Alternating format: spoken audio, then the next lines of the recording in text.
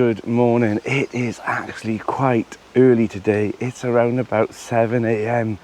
The plot is silent. There's not a dicky bird here, but it'll soon get a bit busier later on in the next hour or so. So I thought I'd come over because I've actually left the allotment to go to wreck and ruin. There is so much to harvest, and if I'm honest, life has got in the way the last couple of weeks. On top of the rain and all that intense heat, I've just not had my mojo here as much as usual, and also I've just been so busy, and I'm sure you get like that too, where you just think something has to give. So today I'm going to tackle that fruit cage, weed it again for the 50th time this year, sort out a lot that needs to be pruned, cut back, composted, and get this plot ready for autumn. Now I know you're probably thinking, autumn, you know, we're still in August, but there's a lot of things now that have died down, have gone to seed, so I need to harvest the seeds to use for next year. And a lot of things came quicker than usual, so normally I'd have a lot more crops to harvest now in August, but because we had all that heat and lovely warm weather, things have gone faster than I planned, and the figs, well, they are the first thing on my list, so let's go. Now my fig tree is quite big. I prune it back every year, but they are definitely ready. Now I've actually missed a few, which is a bit of a shame. They've gone kind of like this. Now you kind of want to harvest the figs when they've gone a little bit soft and they've gone kind of like a purpley brown colour all over, hues of green and purple, and they're soft. So these now will be definitely ready for making my favourite apple, pear and fig jam. Now I'm sure this trug is not big enough, but we'll give it a go. Now normally by now the squirrels have taken off quite a few as well, which is quite strange because they haven't. They've not bothered on this tree this year. I don't know why. And they also didn't bother with the corn either this year. It's a shame that I've missed a few figs, but it is what it is. I've still got plenty. I might need to change my my trug over.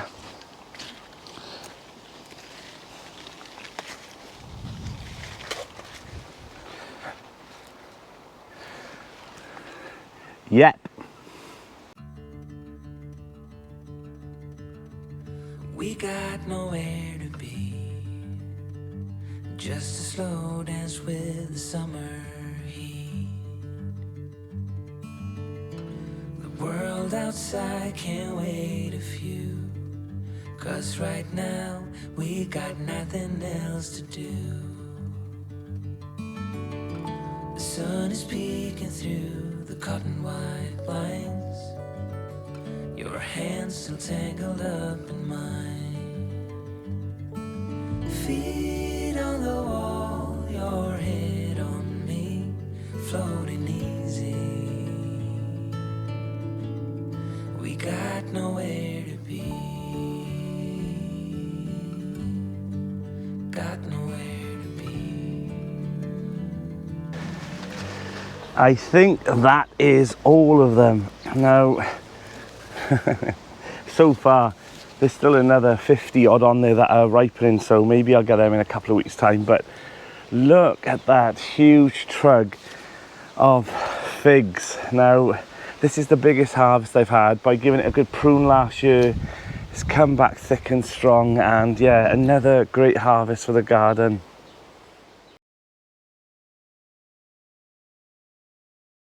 Now another pest for figs is usually the wasps. Now again, I don't know why. I thought this year I'd have to put nets on all the figs and protect them from the wasps getting to them, but nope, there's no wasps here. And our fig is quite strange really. Cover your eyes if you're squeamish, but inside they look like this. But they are absolutely delicious.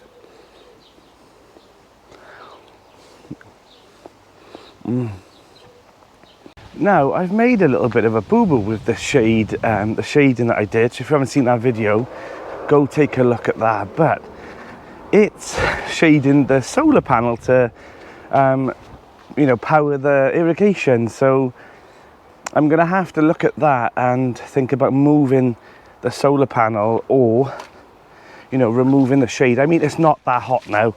We've had that little heat wave, so I think I could possibly slide it off today and yeah, should be fine. And I've also got more tomatoes to come now. I've talked about these Naginas before. They're blight resistant. The plants are looking amazing, growing in between all of these sunflowers. But they're just ripening, there's so many of them.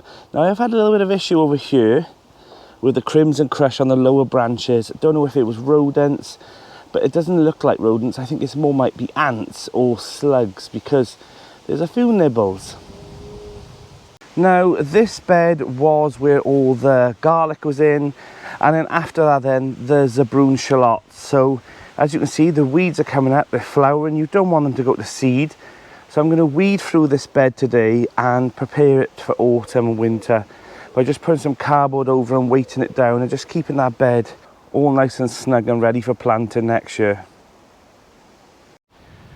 I absolutely love these Italian white sunflowers. I mean, they're not too big, but they're multi-headed and they just keep giving you flowers all through summer.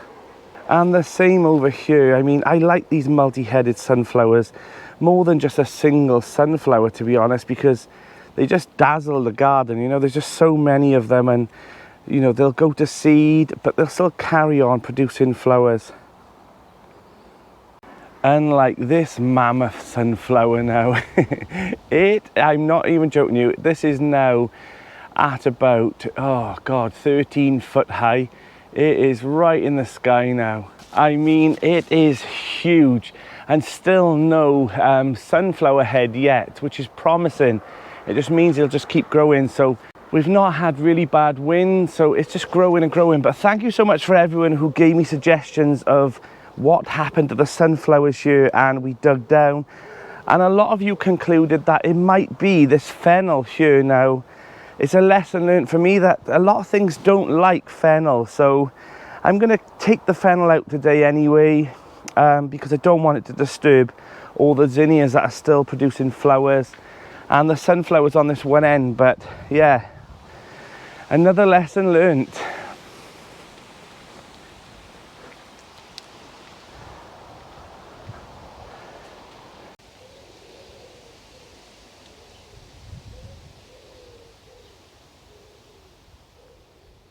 And I've subtly moaned about this, but it's all in jest. But I have harvested so many runner beans this year. I've seen a few people say that they've had, you know, poor runner bean crops this year, but for me in South Wales, God, it has been prolific. And as you can see, there's this carpet of flowers now still at the top of the trellises for next week's beans. I mean, they're growing and growing, and I gotta be honest, I've had my crop. I've had my fair share of crop. Now, if you've heard that little horn then, that horn is actually for anyone who's on the allotment plot. A few people must have arrived. If you hear that horn in the mornings, it means anyone can come up to the cabin, up to the communal cabin, and have a coffee with anyone, so, and talk about gardening. So they ring that horn normally in the mornings, and yeah, they normally ring that horn in the mornings, and it just says, come and have a coffee with us. And let me tell you, it is full of characters. It's normally the characters that are there having a little natter about their crops, and it's a little bit of bragging about who's got the best cabbages and who's got the best turnips and who's got the best carrots. You know, it's all part of the allotment life. And yeah, it's just I don't think I've ever mentioned that before, but yeah, they do that every morning, have a coffee. So see, it's not just me and Linda, we do it a little bit later, but it's quite a communal and community spirit on our allotment site. And speaking of apple, pears and figs for the jam, this is the first time ever I've had apples, pears and figs all grown by me for my jam. So I am absolutely thrilled with that. So I've got the tickle pink apples at the back of the fig and olive plot, and it's quite strange because there was a pear tree at the back of the new plot when I took it on, and the people said, dig it up, Danny, we've never had any good pears off it. they always seem to have pest problems, and since I put the polytunnel there, I don't know if it's sheltering it or it's hiding it from things. It's got a better climate. We've got quite a lot of pears. Now, I have watered and watered and watered this tree, but this drought is really knocking it back a bit. But in here, we've got some lovely pears growing. I mean, there's quite a lot. But yeah, hopefully we'll get a nice harvest of those. And I know Linda is looking forward to them because she absolutely loves conference pears. And yeah, I'm sure she's going to have a nice big box of those so that she can have them for Christmas, and maybe even poach them in some nice wine, or, you know, enjoy them anyway, regardless. Right, let's get some harvest done. Let's get some jobs done. Let's sort these plots out, because honestly, I'm not even joking. People keep saying, oh, you've got such nice plots, and I think, what are they looking at? Because honestly, it's horrendous here at the moment. Horrendous.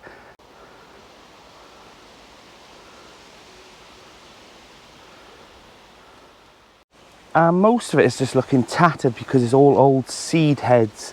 Now look at this. These will definitely have to be delicately cut off and put into a nice paper bag ready for next year's growing. But there's a lot of this at the moment, a lot of areas that just need tidying up the paths.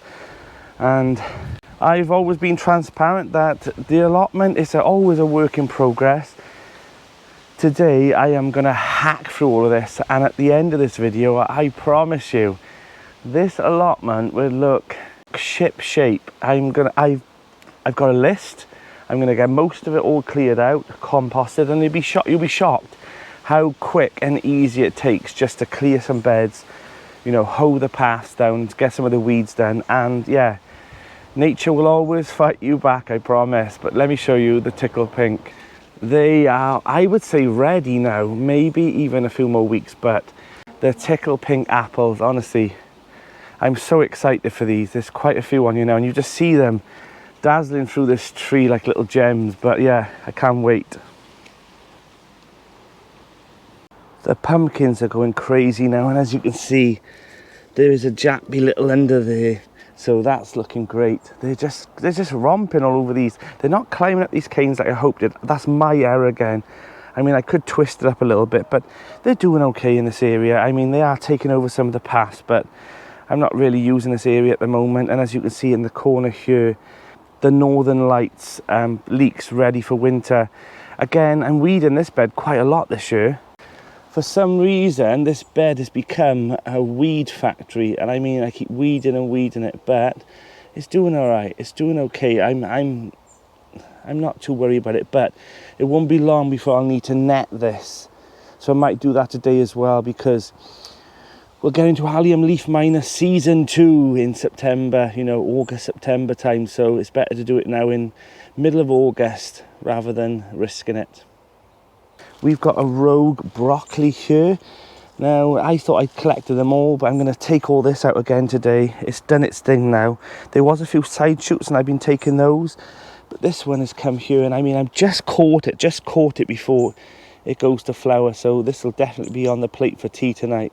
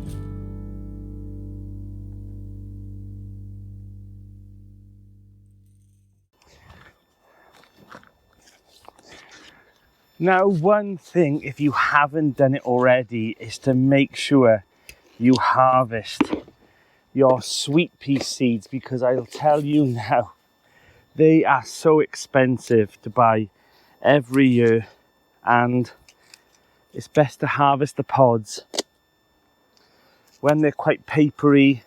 Now, you don't want to get them too late, because this will happen. I'll show you now. So if you leave it too late, they start to twist and all the seeds will pop out and end up all in your beds, which they'll self-seed for next year, I'm sure. But you don't want it to go like this. And also, if you are harvesting your seeds to dry out a little bit more, make sure you put like a net bag or something on top, because I promise you these, they actually explode and pop and all the seeds. So I've done that in the past where I had a big tray of sweet peas. I left them outside thinking, oh, they'll dry up nice there. And then when I come over, they were all like this and all the seeds weren't in the tray. So make sure you put them in a tray and let them dry out a little bit more, and make sure they're covered over, because they're like little small cannons to disperse their seeds. You know, I think that's the way nature, you know, intended them to do, but you don't want it to pop about. So yeah, make sure you store these where they don't explode everywhere, especially in the kitchen. You don't want to find these all over the floor. And you also don't want to harvest them when they're green, because they might not be ready, and also they'll rot. So make sure you harvest enough, because I promise you, next year if you don't, you will be sorry, because you'll end up spending a fortune on sweet pea seeds again. And I mean, you'll end up buying a packet with maybe like 10, 15 seeds in, and they're a couple of pounds. So saving your seed as well will not only save you money, but you're continuing the flowers on that you grew this year into next.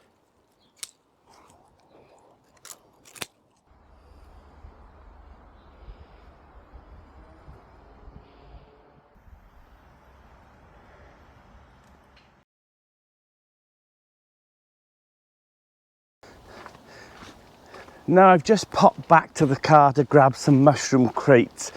Now I gather these up all the time from like marketplace. So if you've got, you know, pubs, restaurants in your area that use these, ask them, because they will be so grateful for you to have them. And also it saves them the job of getting rid of them, because they're non-recyclable. So it's better if you have them and use them.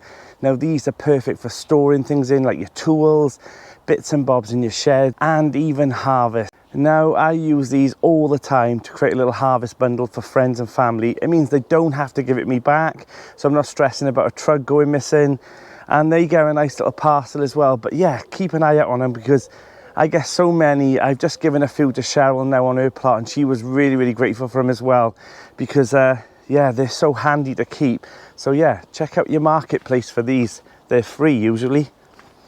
Now the plots are starting to get a bit busier. The sun is definitely out in force, but I'm going to do a few more hours, I think, of clearing some weeds, trying to get the plots back in order. I mean, it's so easily done. You take your foot off the gas for a couple of seconds, and honestly, nature will literally decimate your gardens again. So, I mean, am I being a bit dramatic? Yes, but if you're a gardener, you totally understand what I mean. You only got to blink and outside will change. So I just want to weed a few beds today, cover them over with cardboard just to keep some moisture in, and also stop the weed seeds from blowing into those beds, and then creating this cycle of weed seeds growing in the beds all over at the end of summer. So cover them over, don't leave them bare, because that's the worst thing you do. And I mean, if only we could eat all the weeds, I tell you honestly, we would never have to grow anything. Right, got my gloves. Let's go get a hat, because the viewers will definitely tell me that I'm not wearing a hat and the sun's out. So let's just get one of those and keep everyone happy. Right, onward. Right, so the pumpkins are kind of climbing everywhere now, but I am trying to get a bit of order in this bed by just trying to get them to climb up around this trellis system. But yeah, it's doing the job that it needs to do. I've hoed and weeded some of the paths now. I mean, you're never going to get them all, but you just got to keep fighting back with them. Otherwise, they turn into an absolute jungle. So, yes, let's carry on. I want to kind of mulch over this bed then as well. And I was planning on putting leeks in this bed, but I want to leave it a season. I want to give it a good feed, because I didn't do it last year as much as I wanted to. And I want to start using this as my main potato bed every single year. I'm going to still do some in buckets, but I had such an amazing crop out of this raised bed. So why fix something that's not broken? And I've had a message off a plot holder saying that if I've got any poppy seeds heads, which is coincidentally I've actually got some here, can they have them for the local school to use for arts and crafts? So they'll be used for that as well.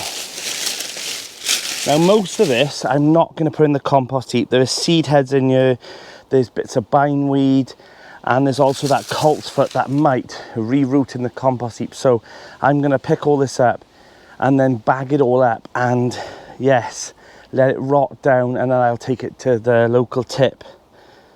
So yeah, that's the plan. Now the Blauhilders now are starting to die off a bit. I probably will just pick the remaining ones of these now, and actually I think I'm going to keep all these on, continue harvesting off this trellis here, and leave all these ones for seed for next year. I mean, they're starting to pod up now, they're starting to bulb up. These ones can be used, but most of them now I'm going to leave on this trellis, I think, for seed for next year, because I haven't bought Blauhilder beans for God years and years before I even had the grapevine plot. I mean, I've had them on my first ever plot. So, you know, if you've got beans now that are going over a little bit, leave them on the plants. I mean, you'll still be harvesting. You should be almost at the end of harvesting a lot of your beans now if you've sowed them quite early. If not, keep harvesting and harvesting, but remember to leave some on the plants at the end of the year for next year's seed. Now, a few people have asked where my Greek gigantes are this year. I actually put them at the back of the plot here. I mean, it's quite a quiet area at the moment until we start the building work. So I've left them to grow on, pods up ready for the large beans, which they're doing great now. And I'll use the beans later on. I also wanted to leave them as far away from the runner beans as possible to try and stop that cross-pollination, which happens all the time. So yes, I do have some here, and hopefully we'll have some nice Greek gigantes ready for stews and casseroles in the winter. You leave these on in the pods, they grow really big and papery, and then take out the beans then later on, maybe in September, October. And yeah, they'll be nice and dry, and just drop them in a stew and casserole, and I tell you, these swell up, and oh, they're absolutely beautiful. They've got like a meaty texture to them, and yeah, they really do absorb all those juices, so they're worth growing. And speaking of cooking, the plum tomatoes, and I've just harvested a nice lot of tomatoes in the polytunnel as well, some nice big chunky beefsteak tomatoes, and they're all going to be slowly cooked down this evening with some garlic and some onions and some other vegetable stocks, and made into a nice tomato and basil soup, because I've got some nice basil in the polytunnel as well. So yes, I cannot wait for that tonight. Right, we're making some progress. Now, this is the good thing about having an allotment as well, is you have things given to you off other people. I mean, someone works in a factory and they give us loads of this cardboard that is used for packaging and waste. So one man's waste is another man's treasure. Right, now to find something to weight it down. I mean, that's not going to be hard, because you always keep bricks and wood around.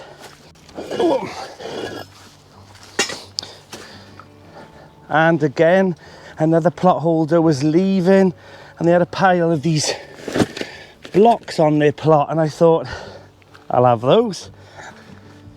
There we go. Just keeps all the weeds from off the bed, like I said, so we'll do the same for this one as well. The temperature is ramping up now. Whew. Do you know what? It feels, strangely feels so good to be doing this, because it feels like it's been a really warm and long summer for me. So I am welcoming autumn. I know a lot of people are like, absolutely not, but I am. Bring on the jumpers, the woolly bobber hats. I'm all for it. Now these blocks will eventually be the foundation of the new shed base. Eventually, he says. I mean, that's much better now.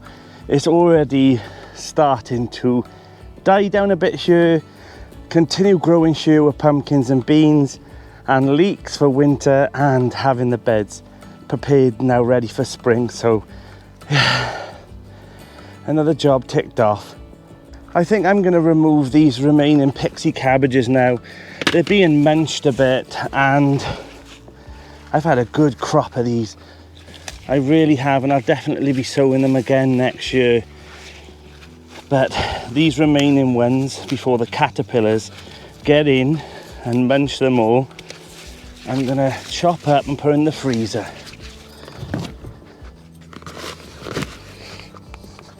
So I've decided to clear out this bed as well. There was a few savoys in here. Some were good, some weren't as good. They were called Verta Savoy. Now I'm gonna change the seeds, I think, for next year, because I wasn't really happy with them. They were okay. I mean, we've had a couple. This one's not so bad. I mean, that's not a bad little Savoy. But yeah, most of them, they bolted in all that heat. So I mean, you can't really, you know, moan about that, because that was mainly the weather's fault. But yeah, let's cover this one up now as well, and we'll try a new seed next year. Now, in the upcoming months, I will take off the cardboard, refeed that bed, and then put the cardboard back on and make sure this is nice and covered for winter. But for now, I want it covered over, definitely, to stop all the weed seeds going in there and starting another cycle of growth. Right, last job. I'm joking. I'm Danny, and this is Grow Up.